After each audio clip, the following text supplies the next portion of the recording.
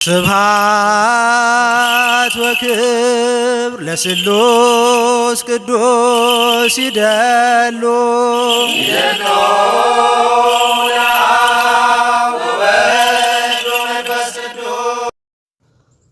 በስመ አብ ወወልድ ወመንፈስ ቅዱስ አሃዱ አምላክ አሜን።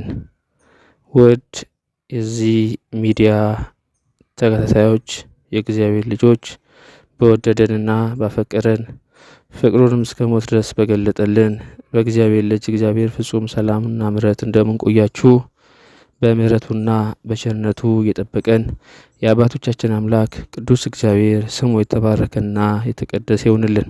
እናታችን ቅድስት ድንግል ማርያም ስሟ የተባረከና የተቀደሰ ይሁንልን። ጻድቃን ሰማዕታት በሰጣቸው ክብርና ማዕረግ ስማቸው ከፍ ያለ ይሁንልን። ዛሬ አንድ ድንቅ የሆነ ሊቀ ጳጳስ ታሪክ ይዤ ቀርብ ያለው በጥሞና ተከታተሉኝ። ሊቀ ጳጳስ ቅዱስ መቃርስ። በብፁዕ አቡነ መቃርስ አማካኝነት እግዚአብሔር ብዙ ታምራት አድርጓል። ምዕመናንን ሊያስተምር በሚቆምበት ጊዜ ፊቱ በእንባ ይታጠብ ነበር።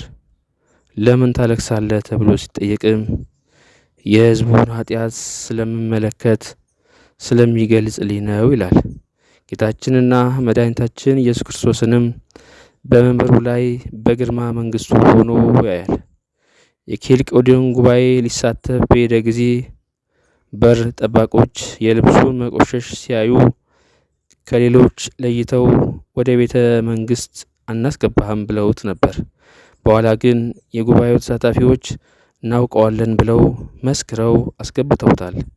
ይህን ጉባኤ ሊሳተፍ የሄደው ከአቡነ ዲዮስቆሮስ ጋር ነው። በጉባኤ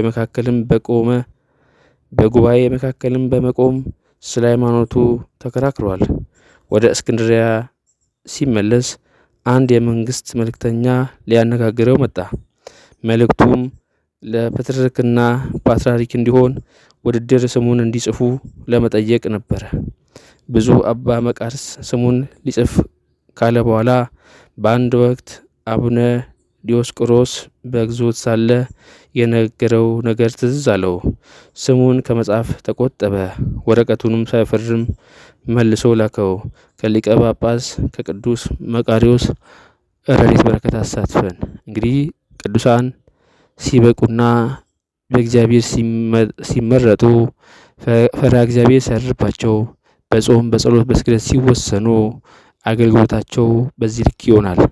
ክህነትንና ፕትርክናን ወይም ደግሞ ፓትርያርክ መሆንን ይንቃሉ። እንዲሁም ደግሞ የሰው ኃጢአት ይገለጥላቸዋል።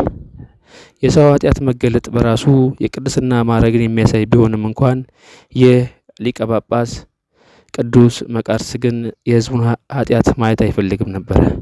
ስለዚህ ምዕመናን ቀርበን ከካህናት አባቶቻችን ኃጢአታችን ልናዘዝ ይገባል። ከታላቁ ሊቀ ጳጳስ ከቅዱስ መቃርዮስ ረድኤት በረከት ያሳትፈን።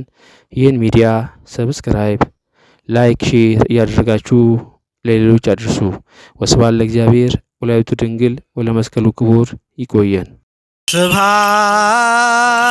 ወክብር ለስሉስ ቅዱስ ይደሉ